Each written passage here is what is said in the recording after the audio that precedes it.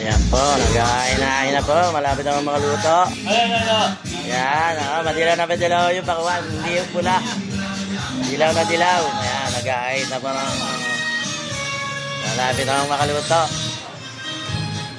Ayan po yung mga bigita namin mga kahit-bahay. Wala po yan, mga pamangkit na po. Mga hipag. Ayan, mga pamangkit na po.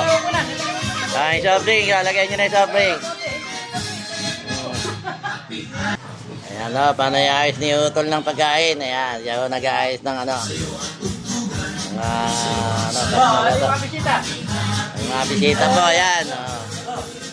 Mga hipag o yan, yan, hipag o yan. Ayan, saka o yan, isang hipag. Ayan, ito yung aming ano. Ayan, yung pang kapitbahay namin. Nakadapunta si kapitbahay. Nare, kakain na tayo. Ayan, ano po si Pamakikong Jarong. Ayan. Ayan po, nag-aayos na po kami. Malapit na kumain. Medyo ginaw lang ang konti. Ayan.